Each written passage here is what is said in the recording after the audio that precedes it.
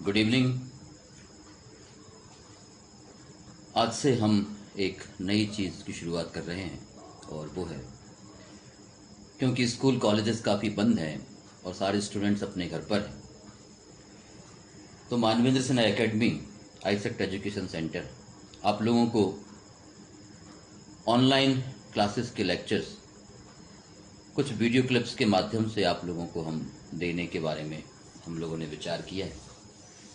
और वो ऑनलाइन जो क्लासेस हैं वो हम आप लोगों को आज से स्टार्ट कर रहे हैं। कई ऐसे टॉपिक्स हैं जो topics 9th 10th 11th 12th class, यहाँ तक कि कॉलेज बीएससी में भी काफ़ी इम्पॉर्टेंट होते हैं। लगभग सभी क्लासेस के लिए इम्पॉर्टेंट होते हैं। तो साइंस का एक टॉपिक हम आज आप लोगों के साथ एक शेयर कर रहे हैं जो कहीं ना कहीं कोविड-19 से भी रिलेशन रखता है और कोर्स के साथ भी काफ़ी ये अटेस्ट होता है। तो हम आज से शुरू कर रहे हैं। ये जो लेक्चर्स हैं ये लेक्चर्स आप लोगों को लगातार हम देंगे ऑनलाइन क्लासेस के माध्यम से। तो जो भी स्टूडेंट्स इस क्लास को ज्वाइन करना चाहते हैं वो फेसबुक लाइव से हमसे कनेक्ट होकर इस क्लासेस के जो लेक्चर्स हैं वो ज्वाइन कर सकते हैं और अपने सजेशंस भी दे सकते हैं। तो हम लोग शुरू करते हैं आज का लेक्चर। तो ये जो लेक्चर का थीम है, इस थीम को आप देखिएगा कि हम आज के लेक्चर में जो टॉपिक लेकर हम आप लोगों के बीच में आ रहे हैं वो है कि वो टीकाकरण, अर्थात इंग्लिश में हम इसको बोलते हैं वैक्सीनेशन।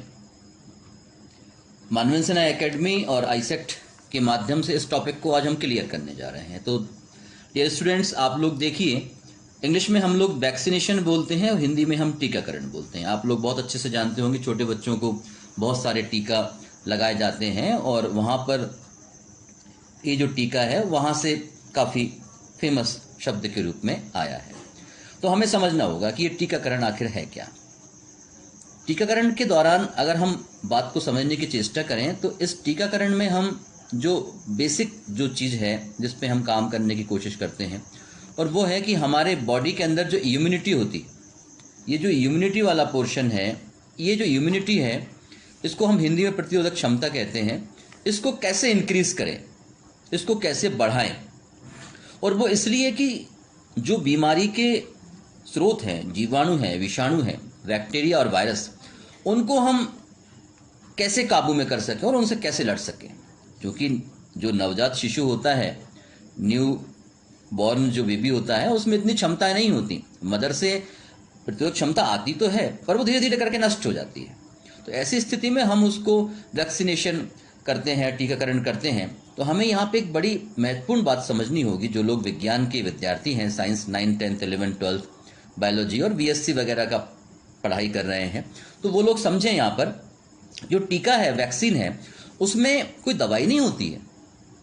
जिस बीमारी का टीका हम लगाते हैं उसी के ही जीवाणु, विषाणु, जो भी बीमारी के स्रोत हैं, उनकी बहुत क्षीण अवस्था यानी कम मात्रा, और उसके साथ साथ उनकी जो मात्रा है वो अप्रभावी कर दी जाती है, इनएक्टिव फॉर्म में उसको कर देते हैं। और ये जो इनएक्टिव फॉर्म में जो जीवाणु विषाणु हैं, वो जो इनएक्टिव फॉर्म में जीवाणु विषाणु हैं जो बहुत क्षीण अवस्था में हम लोगों को प्राप्त होते हैं, वो हमें बॉडी में ट्रांसफर करना होता है।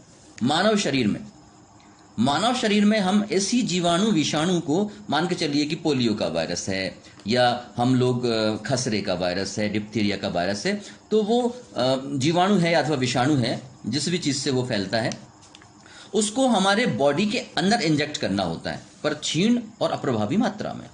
इससे जो हमारा शरीर है, ये शरीर उसको एंटीजन के रूप में समझता है, उसको हम हिंदी में प्रतिजन कहते हैं।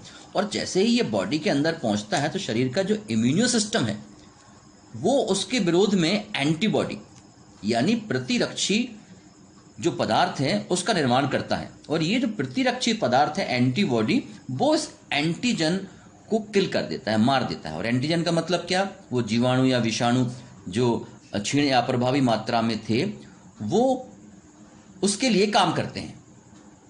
अब शरीर को ये नहीं पता होता कि ये क्षीण है या अप्रभावी है, जीवाणु या विषाणु की जो मात्रा थी या प्रोटीन के रूप में हम इसको देते हैं।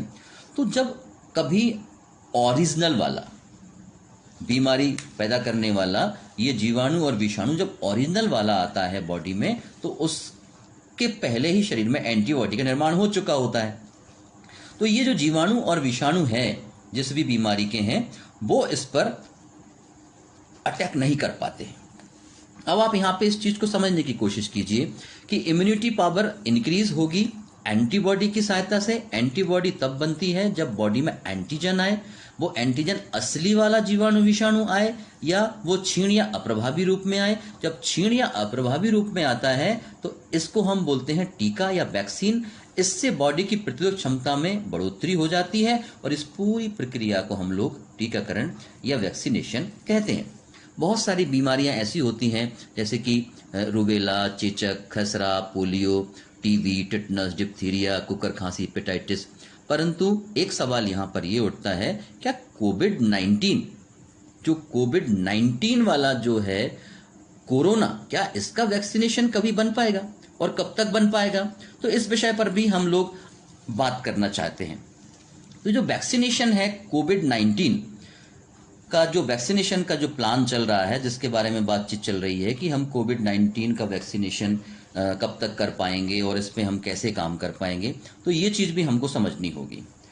बहुत सारे वैज्ञानिक लोग इसमें लगे हुए हैं, बहुत सारे देश इसमें लगे हुए हैं, पर हमें थोड़ा समझना होगा कि ये वैक्सीनेशन की प्रक्रिया कितने समय में होती है और कैसे होती है। तो आपको मैं बता दूं कि 2 से 5 वर्ष तक वैक्सीनेशन तैयार करने में, वैक्सीन तैयार करने में लग जाते हैं।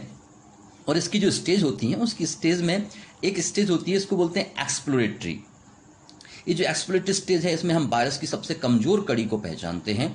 जैसे कोविड-19 की सबसे कमजोर कड़ियाँ कौन सी हैं उनको पहचानते हैं, फिर उनका प्री क्लिनिकल टेस्ट करते हैं जानवरों पर। और जब जानवरों पर हम प्री क्लिनिकल टेस्ट करते हैं और उससे हमें पता चल जाता है कि भाई अब ये जानवरों पर अधिक दुष्प्रभाव नहीं दिखा रहा है, तो फिर ये जो क्लिनिकल डेवलपमेंट है, ये करीब करीब 100 इंसानों पर उनके साइड इफेक्ट्स को देखते हैं कि कैसे कैसे साइड इफेक्ट्स उसमें आ रहे हैं। और मानव पर प्रयोग करके ये 4, 5, 6 जो चरण हैं, इसमें मानव पे प्रयोग के बाद ये फिर उत्पादन के फॉर्म में आता है।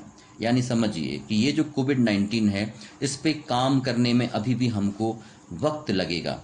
और ये कोविड-19 को अप्रभावी या इसकी क्षीण मात्रा को बॉडी में देकर बॉडी में एंटीबॉडीज को डेवलपमेंट कराने में अभी हमको वक्त तो लगने वाला है।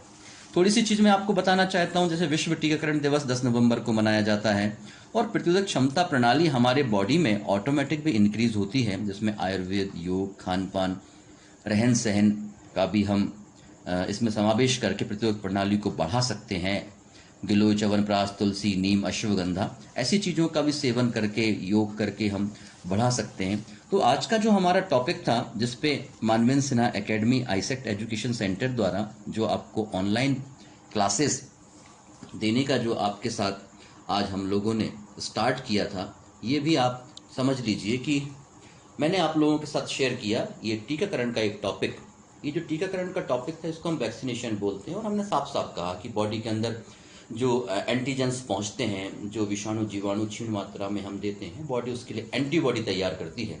और ये जो एंटीबॉडी तैयार करती है, इस तैयारी करने की जो प्रक्रिया है कृत्रिम रूप से, उसको हम वैक्सीनेशन या टीकाकरण कहते हैं। ये जो टॉपिक है, ये 9th के साथ साथ 10th 11th की साइंस में है, 12th की बायोलॉजी में मिलेगा। यहाँ तक कि बीएससी फर्स्ट ईयर में जो विषाणु का जो चैप्टर है, उसमें भी इस चीज़ के बारे में हम समझते हैं। जीवाणु को हम बैक्टीरिया कहते हैं और वायरस को विषाणु कहा जाता है। और दोनों ही बीमारियों के जो टीका हैं, वो जन्म के समय लगभग 6 जो टीके हैं वो शुरुआती दौर में ही लगा जाते हैं। तो डियर स्टूडेंट्स, आज की जो हम क्लासेस है, पहली क्लासेस थी, इसको हमने आप लोगों के सामने रखा है, शेयर किया है। इस तरीके के आप हमें सुझाव दीजिए किस तरह के साइंस के जो टॉपिक्स हैं वो हम आप लोगों के साथ ये सारी की सारी जो चीज़ें हैं वो ऑनलाइन क्लासेस के माध्यम से देंगे।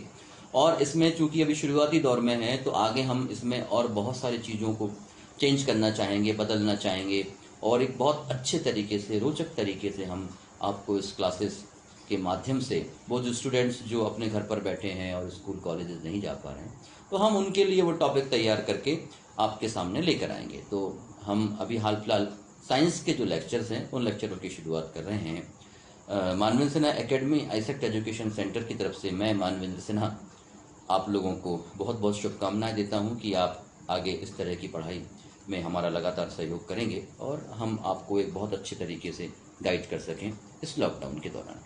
Thank you so much.